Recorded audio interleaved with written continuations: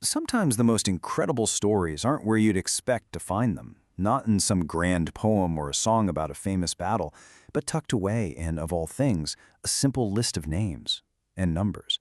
Today, we're going to look at one of those lists, a census that captures a nation right at the turning point, on the very edge of its destiny.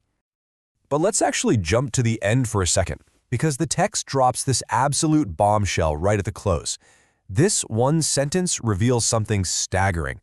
An entire generation, the one that famously escaped slavery in Egypt, is just gone, vanished. So, if everyone from that original generation is gone, except for just 2 guys, then who in the world are all these people being counted? This census is more than just a head count. It's the key to solving a massive mystery. Let's get into it. All right, so to really get to the bottom of this, we have to understand the scene. This isn't happening in a vacuum. It's the direct result of this complete and total generational turnover. Imagine this. They're camped out on the plains of Moab. They are right there on the edge of the Jordan River. And from where they're standing, they can literally see Jericho, their very first target in the land they've been promised for decades. This is it. This is the final roll call before the big show. Okay, so who are these people?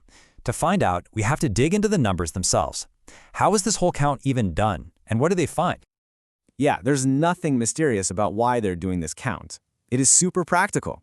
Think of it like a military draft list. They are literally counting every single man 20 years old and up who's able to go to war. This is all about getting their army in order for the invasion. And that final number? It's huge. We're talking over 600,000 fighting men.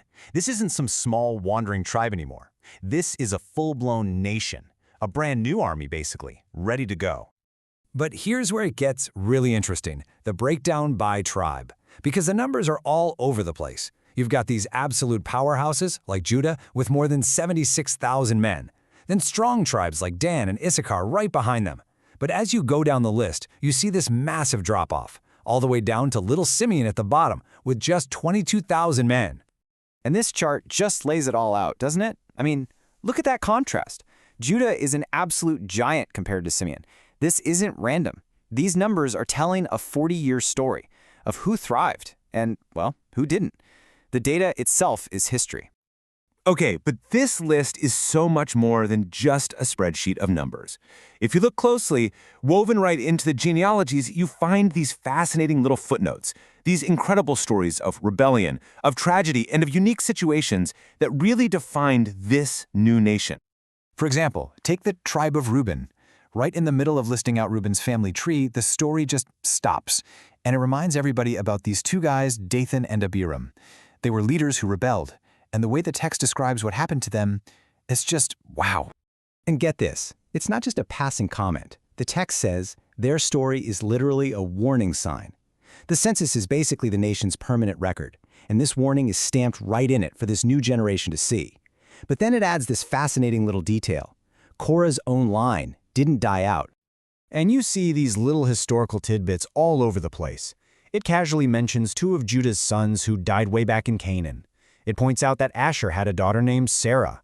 And then, and this one's a big deal, it highlights this one guy from Manasseh named Zelophehad, who had no sons at all, only daughters. Now pay attention to this last one, because it's a huge deal.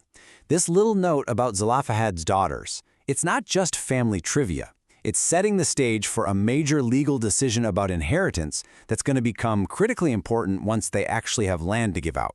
Even here, the census is looking ahead. Okay, so we've got the 12 tribes. But wait, there was one tribe that was counted in a totally different way. And figuring out why is the key to understanding how this whole society was structured. So, the Levites, their number is 23,000. But hang on, look at the fine print. They're not counting men of fighting age. They're counting every single male from 1 month old and up. So what's going on here? Why the different rules? And this is where it all clicks into place.